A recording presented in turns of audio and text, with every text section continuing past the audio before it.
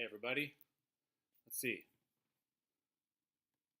Coffee with Will in the afternoon, and I'm using this new streaming software. I am not sure if it's all going out, so give me a few minutes here. I'm at the piano. I just wanted to share with you very succinctly something that's really working for me. It's saying warning. Let's look over here and see if I'm live.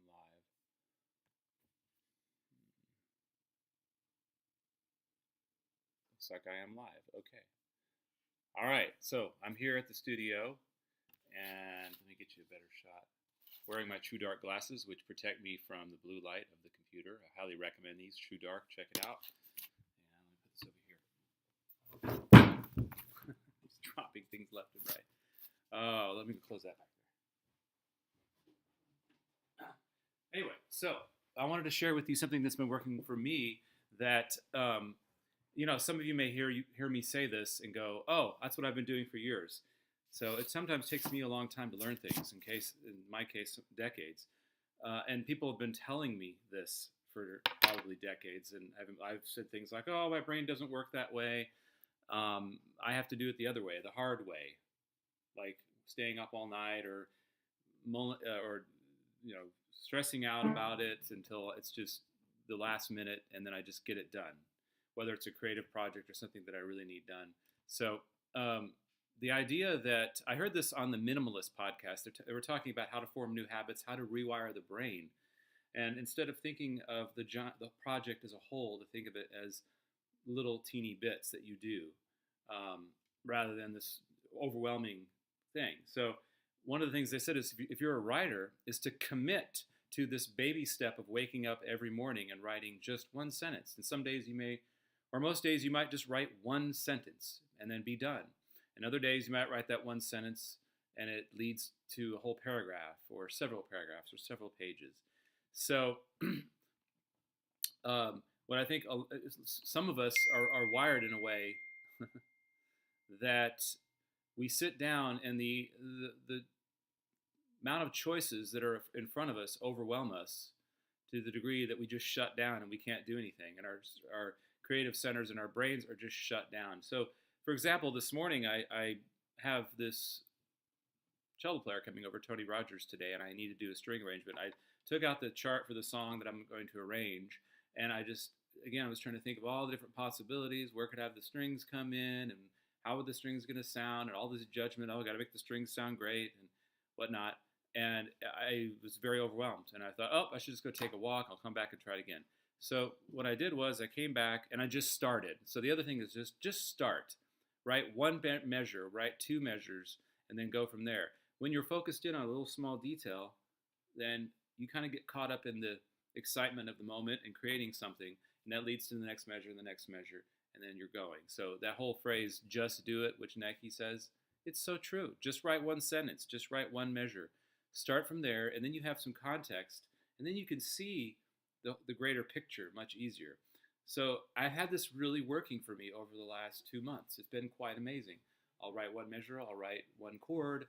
The day before yesterday, I sat down at the piano, and I was just waiting for Karen to get ready to go, and I sat down and I was like, hey, I'm going to just play around with the melody here. So I sat down and I went, we're working on a Celtic album. I thought, why don't I try to write a Celtic tune that we can play rather than playing a traditional tune? Why don't we make something up that's ours? So I just played that. That's all I played. I thought that sounds very Celtic.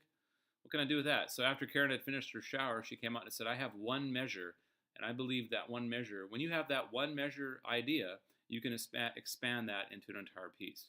So actually, while she was getting dressed, I finished it, and I actually came up with 4 different melodic ideas, which then were expanded into the whole piece, which now we've recorded, and now I'm going to be doing strings behind that piece. And it all started with one measure. So the whole point of this video is just do it, write one sentence, take one walk around the block,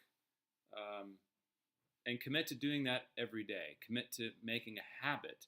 And then your brain starts to get excited about the creative process, and it creates its own momentum, its own inertia. So In any case, that's what I wanted to share with you. It's working for me, and I think it can work for you too. I would love to hear how many of you out there have any sort of rituals or habits like this that were formed from starting a simple, being distracted now by texts. Anyway, how many of you have deep habits that were formed this way just by taking a baby step? It's really working. It's exciting. I mean, I used to sit down and I would be flooded by, okay, you've got to make something great. You've got to make something that's so new and different and far out and amazing. And I would start from that place and wouldn't have anything to say. When you have that filter of judgment and that filter of, oh, it's got to be great. Oh, it's got to be great. The new approach is let's just make something that's pleasing. Let's write a melody. And then when I'm in that process, there's an extra step here. If you're a creative person, when I was writing that first measure, I decided do not go into your judgmental brain. Don't even judge it. Just let's see where the melody wants to go, as if almost I were picking the melody out of the sky. Let's see where my ears want to go, and later on I can judge it and change the notes and sculpt it. Kind of like a sculptor takes that raw rock and is sculpting away.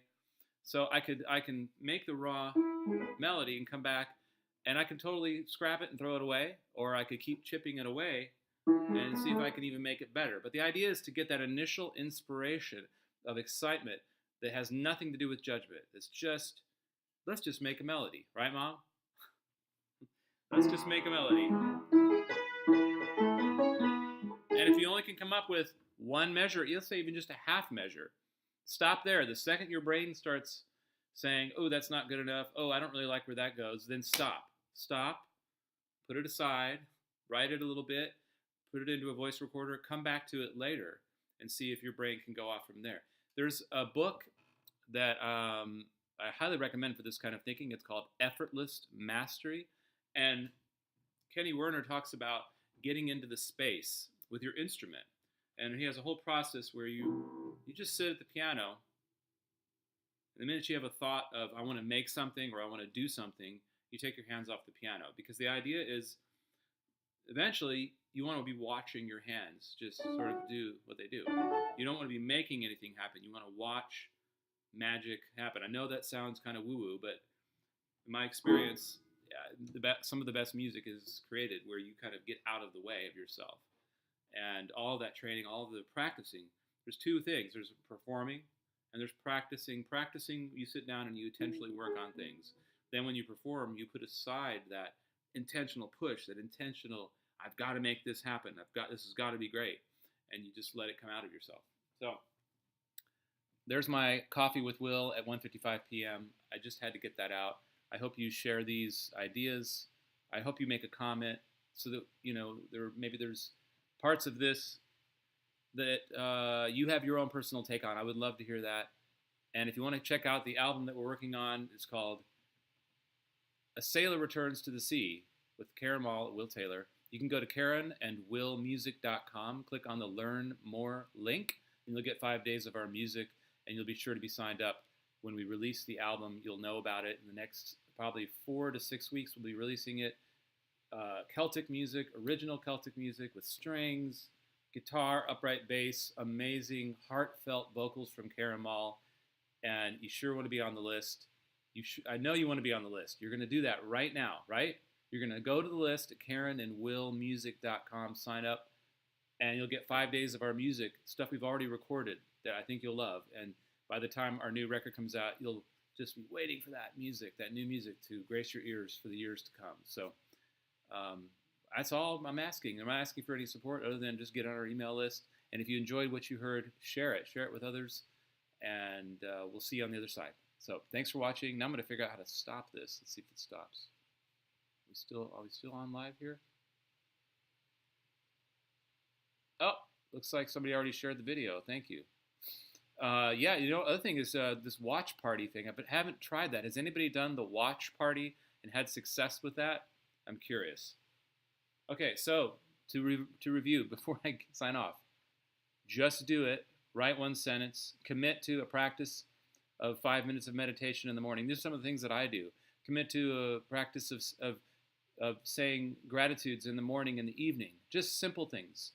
Those are the things you can do in our complex world. And if they take root, then you can do more in depth, more amazing, more time consuming things that come out of those roots, right? So just do it.